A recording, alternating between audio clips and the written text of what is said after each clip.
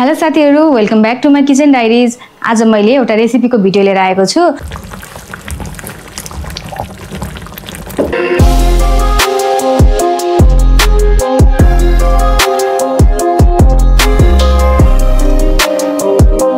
आज चाहिँ मैले सोयाबिनको रेसिपी देखाउँदै छु। अनि सोयाबिनलाई त धेरै तरिकाले खान सकिन्छ नि, सबैले फरक फरक तरिकाले खानुहुन्छ। म पनि आज एउटा तरिकाले बनाउँदै छु। हजुरहरुलाई मन पर्छ कि मन पर्दैन हेर्नु होला।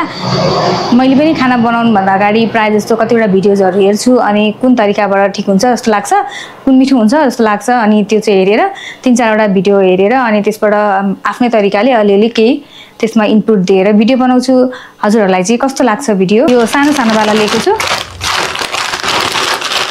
अब म सुरु गर्छु है त। यसलाई काटौं पहिला।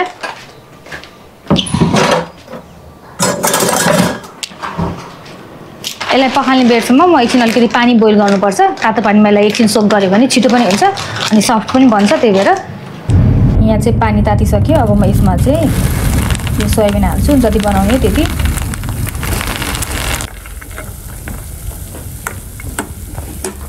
यसलाई चाहिँ म 4-5 मिनेटको लागि छोपेर राखिदिन्छु।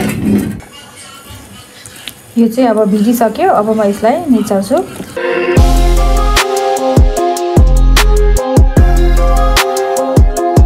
मैले एकचोटी चाहिँ निचारे, फेरि अझै पखाल्नुपर्छ। यो मसलामा चाहिँ हल्का हल्का किरकिरी हुन्छ। यतिको गरेपछि चाहिँ बल्ल सफा हुन्छ, किरकिरी सबै जान्छ। पछि म यसमा नुन हाल्दै छु। नुन पछि पनि हालिन्छ, त्यही भएर यसमा अलिकति मात्रै हाल्छु अहिले म। हल्का मात्रै यति मात्रै हाले। त्यसपछि मैले बेसार हाल्दै छु। यति सोयाबिन भित्र छिर्छ अनि अलिकति टेस्ट आउँछ भनेर जिरा धनियाको धुलो सबै थोरै थोरै हाल्दै छु। पछि मसला बनाउनु पर्छ, त्यसमा पनि हाल्नु पर्छ। यो चाहिँ मैले कश्मिरी रेड चिल्ली हालेको छु। यो चाहिँ पिरो चाहिँ हुँदैन, यसले कलर आउँछ भनेर मात्रै हो। मैले मरिचको धुलो हालेको छु। यसलाई पहिला मज्जाले मिक्स गरौँ। अब चाहिँ म यसमा बेसन हाल्दै छु। बेसनले कोट गर्ने तरिकाले कति छ तपाईहरुको सोयाबिन त्यही अनुसार हाल्नु होला। यसलाई चाहिँ मज्जाले मिक्स गर्ने सुरुमा।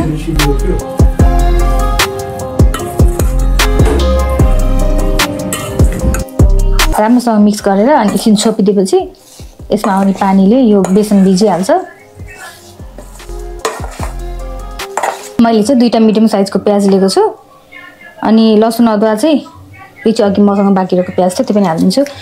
लसुन अदुवा चाहिँ मसँग पेस्टै छ, त्यही भएर मैले त्यसलाई लिन एकैचोटि पेस्ट हालिदिन्छु। पेस्ट छैन भने चाहिँ यसरी टुक्रा पारेर फ्राई गर्दा हुन्छ। प्याजलाई यतिकै मसिनो पारेर काट्ने। यसमा चाहिँ म तेल हाल्दैछु। यति हाल्दैछु तेल। थोरै मेथी पनि हालेँ मैले यसमा, अनि जिरा पनि हालेँ। मैले चाहिँ थोरै दालचिनीको यो यस्तो टुक्रा हालेँ, 2-3 ल्वाङ, अनि त्यसपछि तेजपत्ता हालेँ है त। अब चाहिँ यसमा सोयाबिन हाल्दैछु।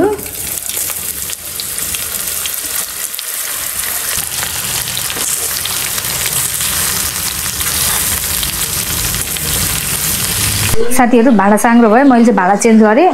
त्यसमा अलिक खाद्य फ्राई भएन अनि मैले अर्को फलामको भाँडामा बनाउँदैछु है त।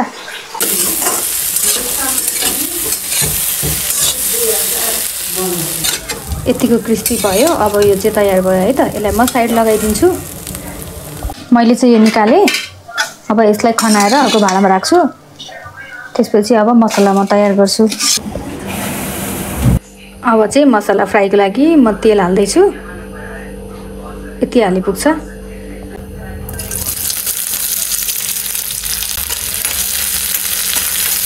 प्याज यतिको फ्राई भयो। अब यसमा म लसुन अदुवाको पेस्ट हाल्दैछु यति। यसलाई पनि एकैछिन फ्राई गरौँ यसमै। अब चाहिँ म टमाटर हाल्दैछु। टमाटर पाक्नको लागि चाहिँ थोरै नुन एड गर्दैछु म यसमा। यतिको पाक्यो। अब म यसलाई मिक्सरमा मज्जाले पिसिदिन्छु है त। हल्का तात्दैछ। अघि मैले यसमा लसुन अदुवा पिसेको थिएँ, यही भाँडामा हाल्दैछु। अब चाहिँ मैले पिसेको मिक्सचरको यो सबै यसमा हालिदिएँ। अब चाहिँ स्वाद अनुसारको नुन राख्नु होला अनि जिरा धनियाको धुलो राखेर थोरै पानी राखेर मज्जाले पानी सुक्ने बेरसम्म पकाउने। त्यसपछि फेरि थोरै पानी राख्नु होला अनि अघिको फ्राई गरेको सोयाबिन त्यसमा हाल्ने। यसमा चाहिँ तातो पानी अझै जति चाहिन्छ त्यति अनुसार हाल्नु होला। 4-5 मिनट मजाले पाक्नुपर्छ यो। यसलाई एकछिन छोपेर 4-5 मिनट मजाले पकाउनु त।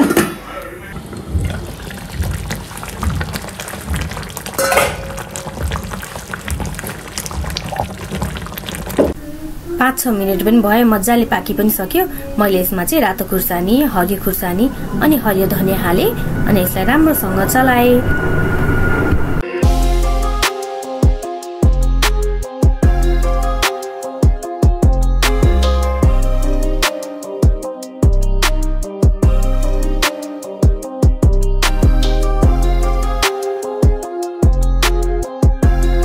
एकदमै मिठो भएको थियो साथीहरु। हजुरहरुलाई चाहिँ कस्तो लाग्यो? भिडियो मन परे भने लाइक, शेयर अनि च्यानललाई सब्स्क्राइब गर्न चाहिँ नभुल्नु होला है त। फेरि नयाँ कन्टेन्टको साथ आउने छु। त्यतिन्जेलसम्मको लागि thank you for watching. Bye bye, keep loving.